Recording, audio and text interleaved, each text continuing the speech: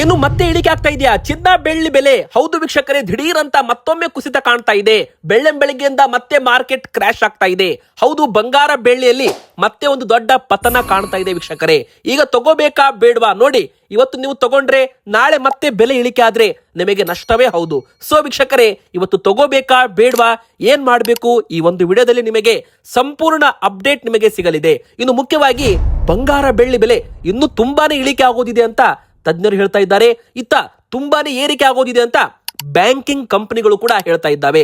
ಹಾಗಾದ್ರೆ ಮುಂದಿನ ಬರೋ ದಿನ ಏನಾಗಬಹುದು, ಚಾರ್ಟ್ಗಳು ಏನ್ ಹೇಳ್ತಾವೆ?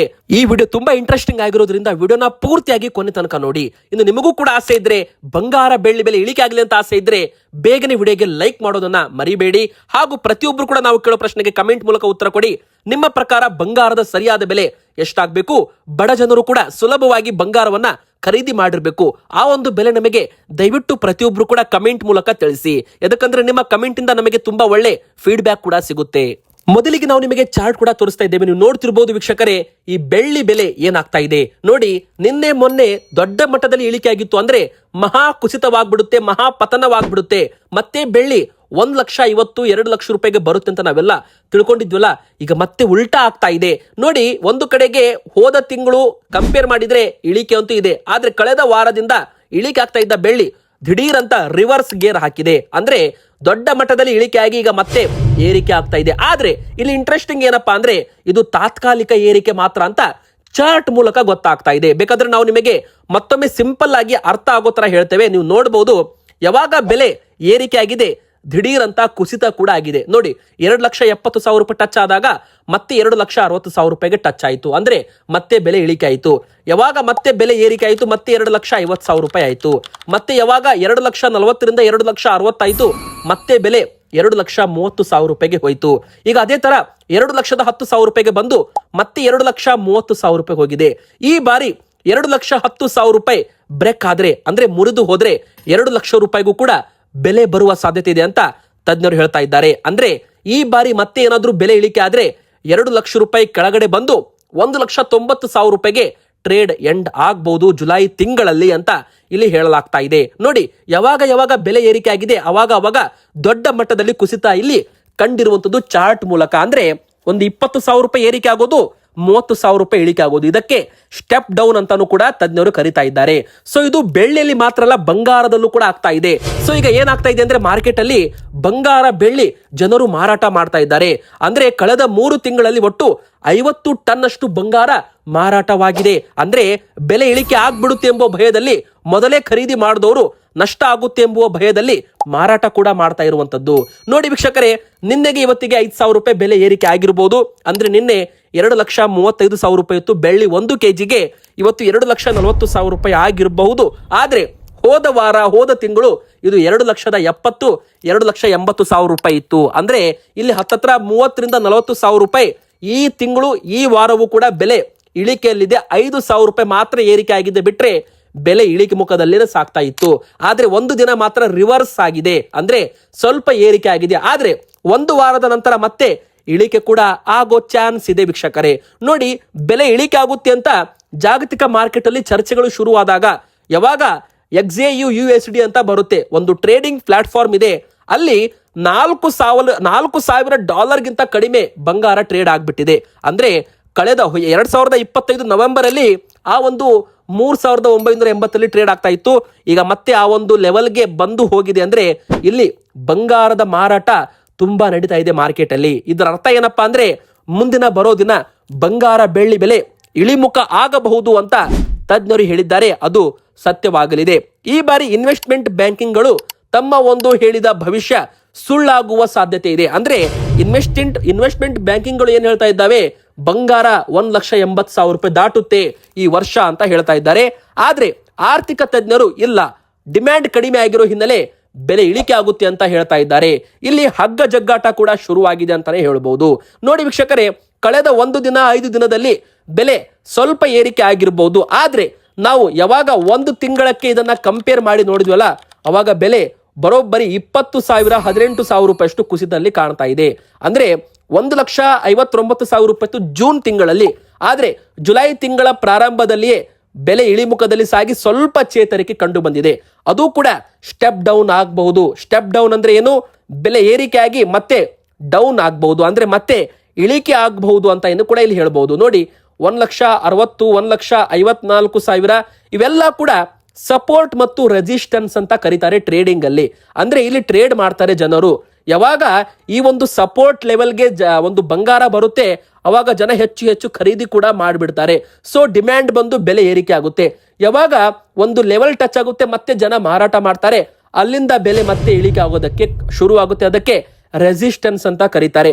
ಸಪೋರ್ಟ್ ಅಂದ್ರೆ ಒಂದು ಪಿಲ್ಲರ್ ಇದ್ದಂತೆ, ಅಲ್ಲಿಗೆ ಬೆಲೆ ಬಂದು ಪುಟಿದು ಮೇಲೆ ಹೇಳುತ್ತಲ್ಲ ಅದಕ್ಕೆ ಸಪೋರ್ಟ್ ಅಂತ ಕರೀತಾರೆ. ಎಲ್ಲಿ ಬೇಲೆಯಿಂದ ಕೆಳಗಡೆ ಬೀಳ್ತಾ ಇರುತ್ತೆ ನೋಡಿ ಅದಕ್ಕೆ ರೆಸಿಸ್ಟೆನ್ಸ್ ಅಂತ ಕರೀತಾರೆ. ವೀಕ್ಷಕರೇ ಸಿಂಪಲ್ ಆಗಿ ಹೇಳ್ಬೇಕಂದ್ರೆ ಇದು ಕೂಡ ಬಂಗಾರ ಸ್ಟೆಪ್ ಡೌನ್ ಆಗುತ್ತಾ ನೋಡಿ, ಸ್ವಲ್ಪ ಏರಿಕೆ ಆಗೋದು ಅಂದ್ರೆ 1,50,000, 1,55,000 ಆಗೋದು, ಮತ್ತೆ 1,48,000 ಆಗೋದು, 1,53,000 ಆಗೋದು, ಮತ್ತೆ 1,43,000 ಆಗೋದು, 1,50,000 ಆಗೋದು, ಮತ್ತೆ 1,40,000 ಆಗೋದು.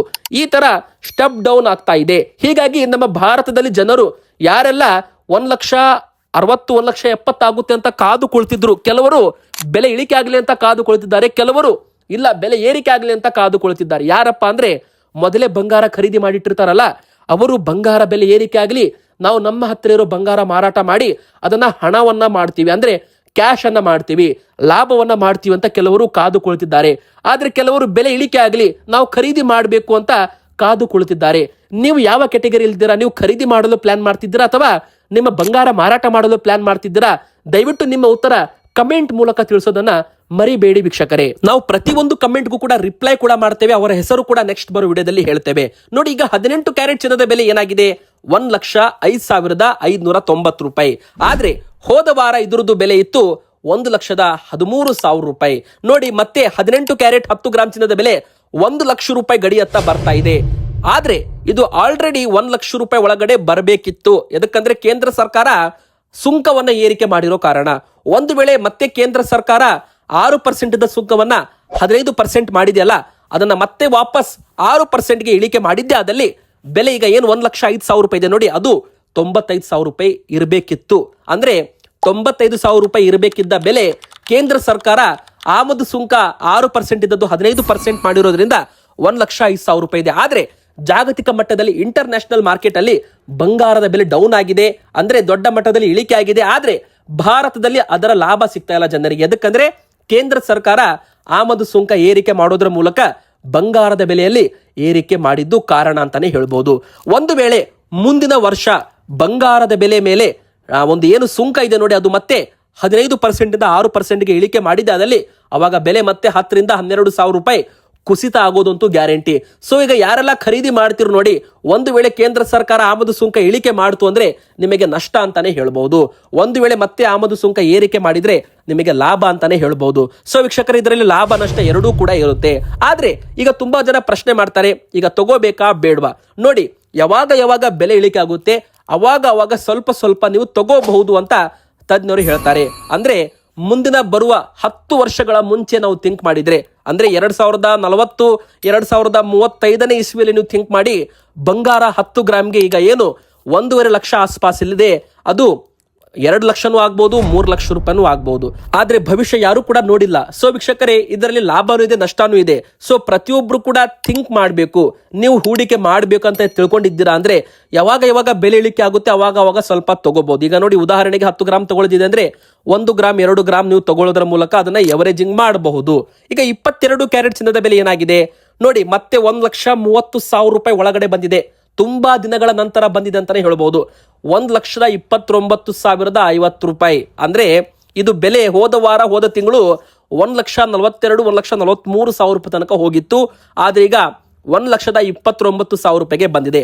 ಇದು 22 ಕ್ಯಾರೆಟ್ ಆಗಿರೋದ್ರಿಂದ ಇದ್ರ ಮೇಲೆ ಮೇಕಿಂಗ್ ಚಾರ್ಜ್ ಅಂತಾನು ಕೂಡ ಬರುತ್ತೆ ವೀಕ್ಷಕರೇ. ಅದು 10% ಇರಬಹುದು, 15% ಇರಬಹುದು, 20 ಇರಬಹುದು, 25% ಇರಬಹುದು.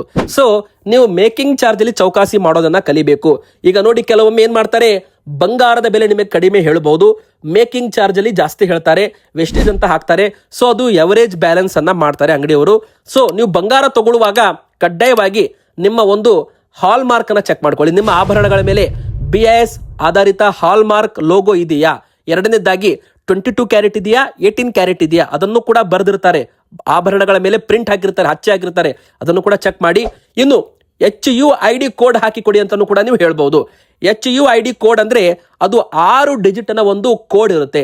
ಆ ಒಂದು ಆಭರಣಕ್ಕೆ ಒಂದು ಕೋಡ್ ಅಂತಾನೆ ಹೇಳ್ಬಹುದು. ಒಂದು ತರ ಆಧಾರ್ ಕಾರ್ಡ್ ನಂಬರ್ ಇದ್ದಂತೆ ಆಭರಣಕ್ಕೆ ಆ ಒಂದು ನಂಬರ್ ಅನ್ನ, ಆ ಒಂದು ಕೋಡ್ ಅನ್ನ BIS ಆಪ್ ಅಲ್ಲಿ ಹಾಕಿದ್ರೆ ಅದಕ್ಕೆ ಯಾವಾಗ ಹಾಲ್ಮಾರ್ಕ್ ಹಾಕಲಾಗಿದೆ, ಅದು ಎಲ್ಲಿ ರೆಡಿ ಆಗಿದೆ, ಒಂದು ಇನ್ಫಾರ್ಮೇಶನ್ ನಿಮಗೆ BIS ಆಪ್ ಅಲ್ಲಿ ಸಿಗುತ್ತೆ. So HUID code with hallmark with 22 carrot 18 carrot ಅದು ಕಡ್ಡಾಯವಾಗಿ ನೀವು ಖರೀದಿ ಮಾಡುವಾಗ ಚೆಕ್ ಮಾಡಿ, ಪರಿಶೀಲನೆ ಮಾಡಿ ತಗೊಳ್ಳಿ.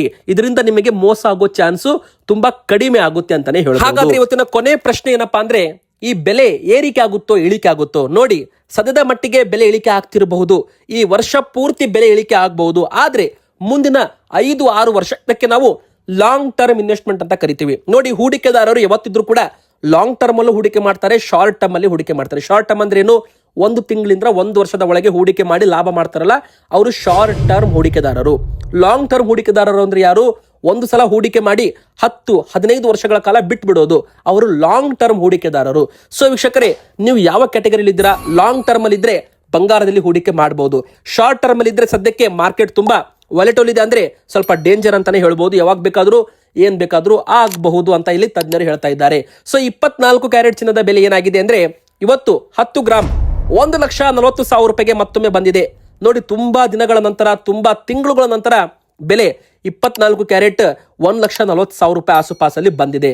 ಅಂದ್ರೆ ಇದು ಆಲ್ಮೋಸ್ಟ್ ನೀವು GST ಎಲ್ಲ ಸೇರಿಸಿದ್ರೆ 1,40,000 ಆಗ್ಬಹುದು.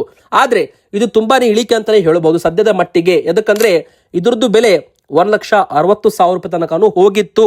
ಯಾವಾಗ? ಹೋದ ತಿಂಗಳು 1,70,000 ರೂಪಾಯಿ ಹೋಗಿತ್ತು ಜನವರಿ ತಿಂಗಳಲ್ಲಿ. ಕೊನೆದರಲ್ಲಿ 1,75,000 ರೂಪಾಯಿ ತನಕನೂ ಬಂಗಾರದ ಬೆಲೆ ಟಚ್ ಆಗಿ ನಂತರ ಇಳಿಕೆಯಾಗಿ ಈಗ 1,40,000, 1,41,000, 1,42,000 ಈ ರೇಟಲ್ಲಿ ಓಡ್ತಾ ಇದೆ. 2-3 ಸಾವಿರ ಹೆಚ್ಚುನೂ ಆಗ್ಬೋದು, ಕಮ್ಮಿನೂ ಆಗ್ಬೋದು. ಯಾಕಂದ್ರೆ ಕ್ಷಣ ಕ್ಷಣಕ್ಕೂ ರೇಟ್ಗಳು ಬದಲಾವಣೆ ಆಗ್ತಾ ಇರ್ತವೆ. ಸೊ ನೀವೇನ್ ಮಾಡ್ತೀರಾ? ಖರೀದಿ ಮಾಡ್ತೀರಾ ಇಲ್ವಾ? ನಮ್ಗೆ ಕಮೆಂಟ್ ಅಲ್ಲಿ ತಿಳಿಸಿ. ಲೈಕ್ ಮಾಡಿ, ಚಾನಲ್ಗೆ ಸಬ್ಸ್ಕ್ರೈಬ್ ಆಗಿ, ನಿಮ್ಮ ಅನಿಸಿಕೆ ಕಮೆಂಟ್ ಮಾಡಿ.